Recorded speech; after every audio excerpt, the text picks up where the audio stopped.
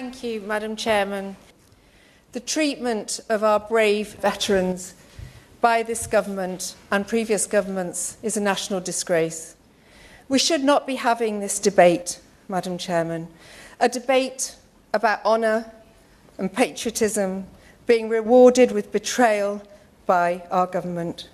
It is shameful that the British government is allowing hundreds of our Special Forces veterans to be investigated over incidents that occurred decades ago.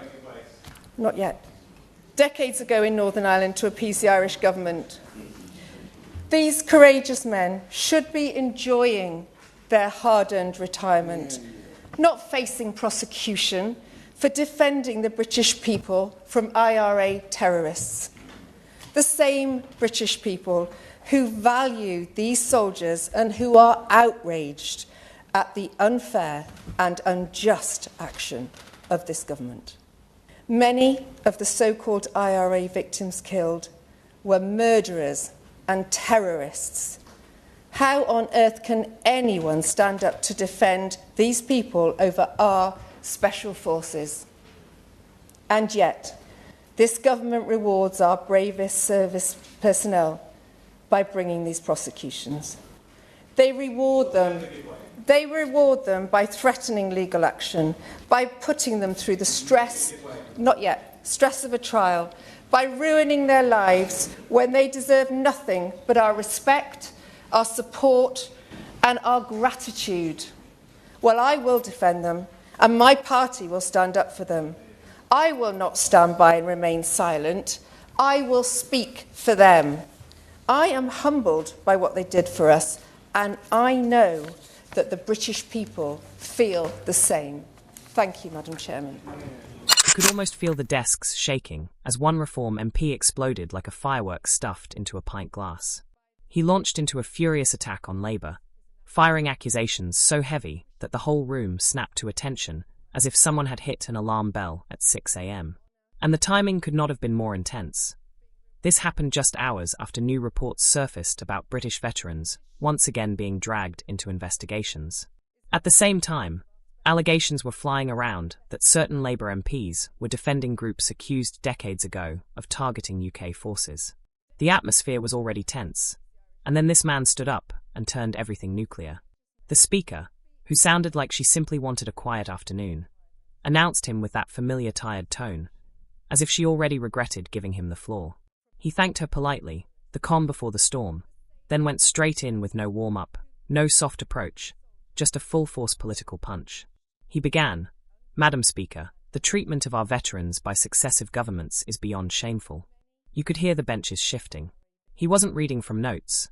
He spoke like someone who had been holding this in for years. He brought up those decades-old conflicts again. The same operations in Northern Ireland that have resurfaced in headlines this week.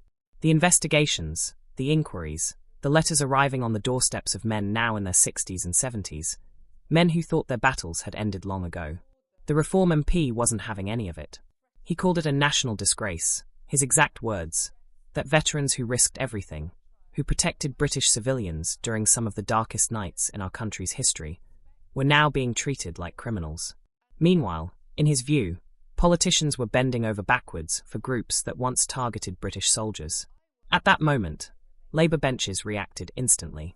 A wave of groans swept across the room, like someone had opened a window on a freezing morning. But he didn't slow down. If anything, he got louder. You know when someone is so fed up they don't even care about causing a scene? That was him. He accused Labour of showing sympathy toward groups with violent histories. Quickly clarifying these were his accusations, not established facts. But he was furious at what he saw as political soft-spotting for people who once terrorised British streets. He repeatedly stated he wasn't claiming Labour officially supported terrorists. He hammered that point home. But he accused them of twisting their morals, so much that even a circus contortionist would struggle to keep up. And that, mate, is when the chamber erupted. MPs shouting, the Speaker on her feet demanding order.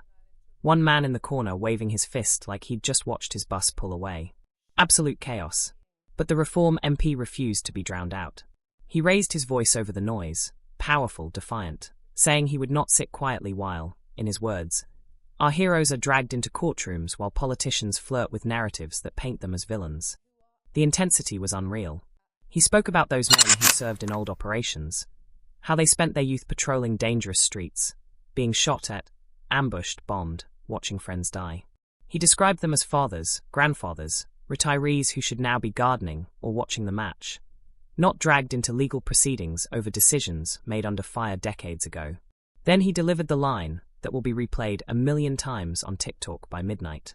I will defend them when this government will not, and I will speak for them when Labour refuses to. Boom. The place detonated again. Then came the emotional part. The sort of moment that makes your chest tighten unexpectedly.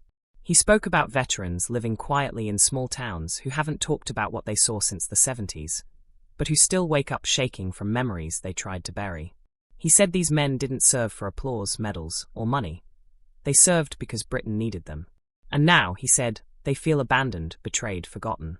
He even told a story about meeting a former soldier last month, a 72-year-old who spends his mornings feeding pigeons and his afternoons waiting nervously for letters from lawyers. The MP said he looked that man in the eye and promised he would not let Parliament turn its back on him. And standing there today, he kept that promise. But he wasn't done. Not even close. He switched from emotional to volcanic in seconds. He turned back to the Labour benches and accused them of weaponising old grievances and pretending that British soldiers and paramilitary groups were morally equal. Once again, he stressed these were his claims, his political reading of events, not proven facts. But nothing he said calmed the room. He slammed the desk, saying it was outrageous that political point scoring was being done at the expense of the very people who held Britain together during some of the darkest nights in modern history. Labour MPs shouted back. One pointed angrily, another yelled something that got muffled by the Speaker, who was once again calling for calm. Her voice strained like she was trying to break up a pub fight with one hand tied behind her back. Then suddenly everything shifted. A strange quiet fell across the room because the Reform MP paused, took a breath, and looked around the chamber. And then he said something no one expected. He pointed out that the public, ordinary people living real lives, working hard, struggling, surviving, are furious. He said that every time a new investigation hits the news, he receives hundreds of letters, thousands of messages from people who feel the establishment cares more about political image than the lives of the men who defended this country. Real people, he said, not Twitter activists, not think tank experts, not anonymous online accounts stirring drama. Real people, taxi drivers, builders, nurses, retired couples, all asking the same question. Why are our soldiers being treated like criminals? Then he twisted the knife. He said that while Labour MPs were busy reliving battles from 40 years ago, rewriting history in ways that suited their own ideological preferences. His words, veterans were struggling to keep their homes because legal bills were swallowing up their pensions. He accused Labour of failing to show moral leadership at a time when Britain needed clarity most. He said loudly that the public is tired of politicians who act brave on social media, but go silent when British soldiers need defending. And as he sat down, social media exploded instantly. Twitter blew up. Instagram Reels and TikTok edits were everywhere, set to dramatic music and loaded with hashtags. These things move fast. Within minutes there were split-screen clips, reaction videos, and subtitle edits flooding feeds. Some creators called the MP a hero, others labelled him divisive. Pundits were spilling hot takes from every angle. Veterans groups responded within the hour, some praising his words, others urging people to calm down. It became a political storm with its own unpredictable weather. The reaction wasn't just local. Irish news picked it up straight away, but their angles varied by channel. Some called the MP's language inflammatory, others said the row exposed the old wounds from the troubles that still haunt Britain. Across the Atlantic, right-wing commentators in the United States praised the MP for defending soldiers. European broadcasters described what happened as extraordinary parliamentary chaos. People around the world watched Britain's tensions play out in real time. Then came the leaks from Westminster, the biggest surprise. Reports said some government ministers were furious, not only at Labour, but at the MP too, angry that he'd turned a sensitive topic into a viral moment. At the same time, certain Tory backbenchers were quietly telling journalists they agreed with what he said in private, even if they weren't brave enough to say it publicly. Labour put out a statement calling his comments dangerous, misleading, and deeply disrespectful. Reform UK shared the clip within minutes with captions like, "We stand with Britain's veterans." By late evening, Every major outlet was running stories, news pieces, editorials, analysis. Historians, veteran advocates, and security experts all weighed in. Some said the MP had raised legitimate concerns. Others were angry that he used the word terrorists in the same breath as naming his parliamentary opponents, even if he framed it as an accusation rather than a fact. It was messy, raw, and explosive, exactly the kind of moment that rattles Parliament. So where does that leave us now as you watch this? You might be asking, what's happening to British politics? Why do debates feel like cage matches? Why are old arguments from decades ago suddenly erupting like dormant volcanoes?